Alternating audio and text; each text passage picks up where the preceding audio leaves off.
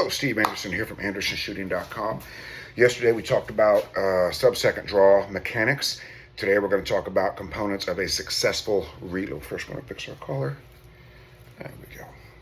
Much better.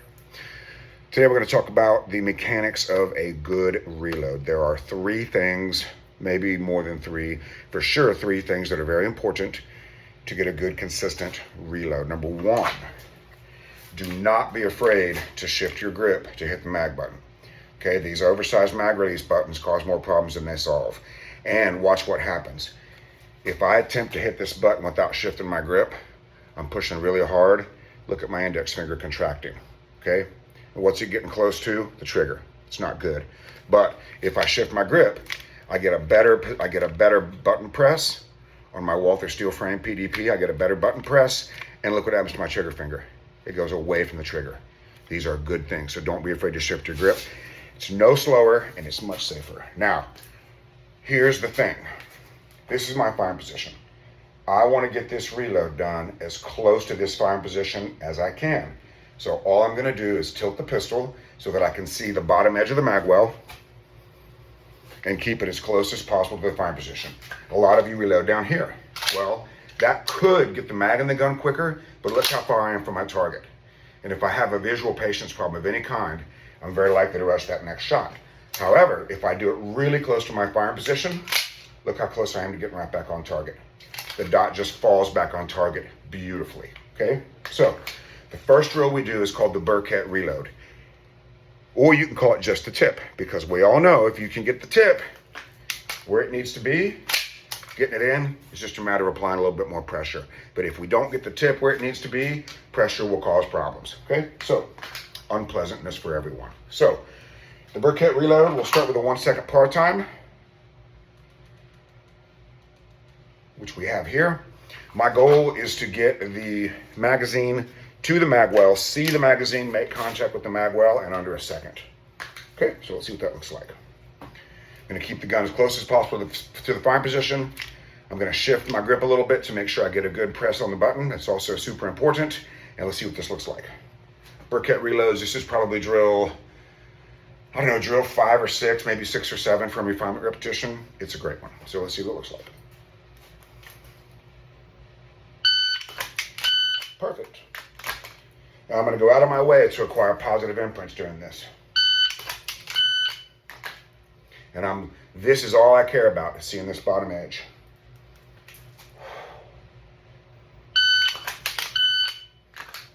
Great. Oh, that was a perfect one. Best one yet. Another great one.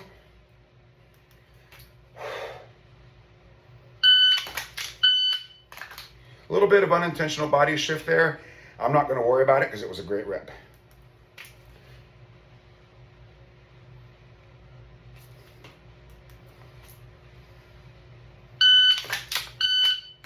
We're well under a second, so let's drop the par time down.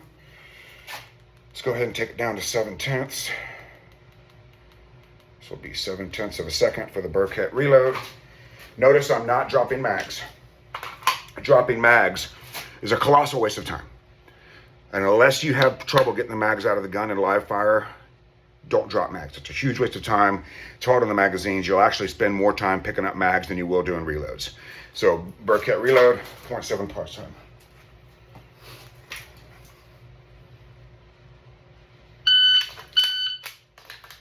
.7 is no problem.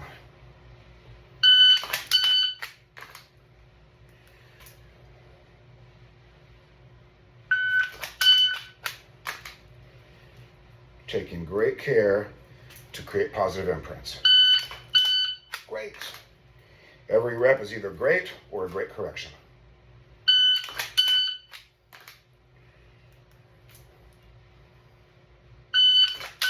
Okay, all right.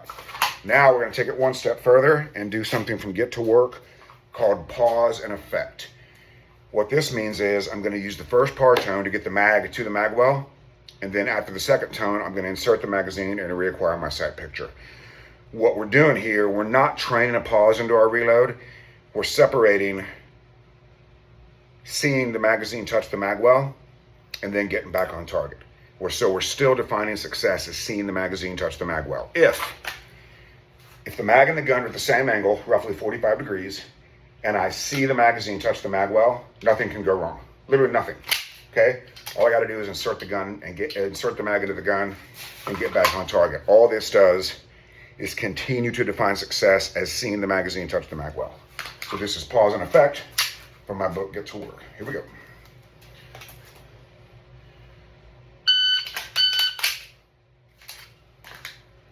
Great. Okay, that was a great correction. Fantastic correction. So that was caused by not seeing the mag well. I got a little distracted. So now, because I'm starting to have some technical problems, I'm going to do something I recommend very much. I'm going to visualize getting it right before every rep, and then I'm going to do a rep, then I'm going to visualize getting it right after every rep. Okay, we call this a preload, an action, and a reload for mental management. So that means I'm guaranteed to get it right at least 2 times out of 3. So I'll show you what that looks like. Okay? Mag touches mag well. Mag touches mag well. Perfect. Now visualize getting it right again. Perfect. 3 out of 3.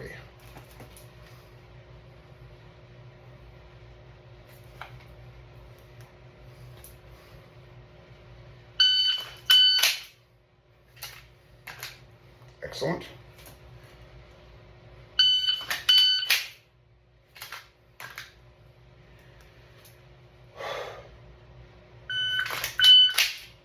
Okay, now we're going to talk about doing a complete reload, and we'll do that. And we might as well do it here. I guess we could do it here. Yeah, let's do it here. So I'm not a huge fan of doing the complete reload in isolation. And it's just my personal preference. I prefer to do it inside some other stuff. You could do it by itself. It's not my preference, so I'm going to show you how I like to do it. And we're going to use 6 reload 6 from refinement repetition to show you how to put the reload into a multiple shot drill. Okay, so 6 reload 6. I have not been dry firing on a regular basis for a long time. My part time used to be 350. And it's been a while since I dry fired on a regular basis, so I'm going to start with 5 seconds, and we'll see how quickly I can get down to my first full dry fire session in a long time. I have 3 relatively large targets here in front of me. Again, I do not recommend dry firing. Anytime you're trying to get quicker, do not use little tiny targets. It's very frustrating. It's very difficult to get quicker on really, really small targets. So I've got relatively big targets relatively close to me. Okay, so it'll be 6 reload 6. I'm going to start with an empty gun. Once again, I hate picking up mags, and it is a huge, huge, huge waste of time unless you historically have trouble getting mags out of your gun. Then you may need to drop mags. Getting into match mode dry fire, you may want to drop mags just to make sure you're not having that issue. By the way, check out my Steadfast holster here. So great. Thanks, Kenton. Okay, 6 reload 6 from hands to sides, 5 second part time. Visualize getting it right. Perfect.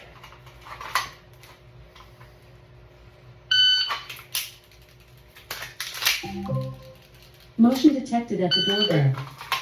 Crushed my 5 second part time. So let us drop that down. We'll drop it a second. I was back in the holster before the part time expired, so 4 seconds is pretty safe. This will be 4 seconds. Reload my successful rep, preload my next one. Okay, here we go, 4 seconds.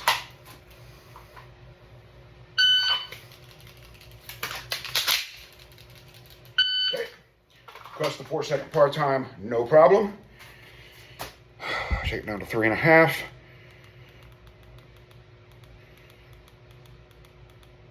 Okay, here we go. Walther PVP steel frame is an excellent dry fire gun. Trigger keeps moving after the striker falls. Awesome. Okay.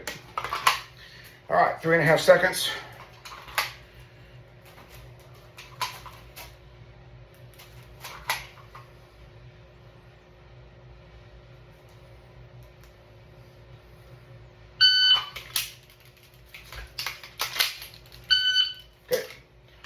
that one again. See the mag well. Okay. Again.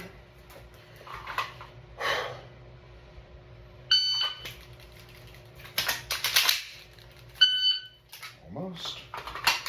So great.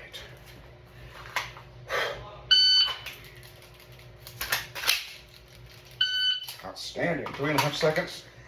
Not a problem. So here I am. I've been dry firing for 10 minutes and 47 seconds, and I'm right back to my old par time of 3.5 seconds. Not a problem at all. Let's go down to 3.4. How's it going, bud? Oh, pretty good. I didn't want to interrupt. Sorry. Okay. 3.4 seconds.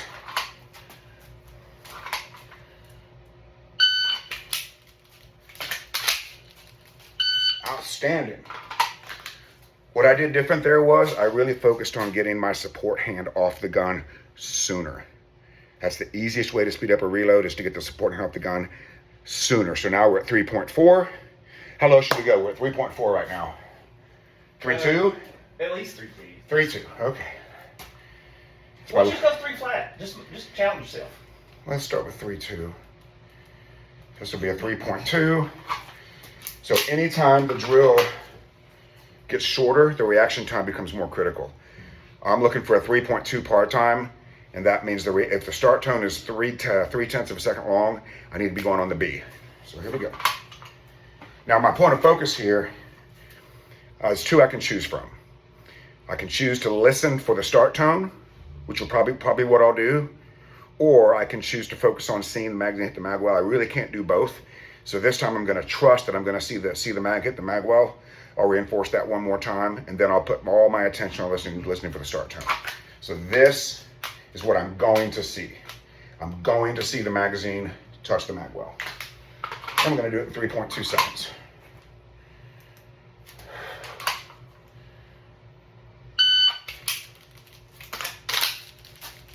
Bam! Nailed it. Good job. 3.2. Now we're going to get our 3 flat. Let's just go to 2.9. 2.9 would be my open division standard par time. So whenever I would dry fire in the open division, I'd be at 2.9. This gun is very close to open because it's got the mag well. Without a mag well, I was not able, or I never did get below 3 without a mag well. But this will be a 2.9 with a mag well. 6 reload 6, hands at sides. Here we go. Reaction to the start tone, see the magazine hit the mag well. That's what's going to be important.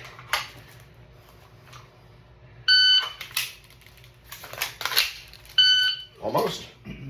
So close. Visualize getting it right.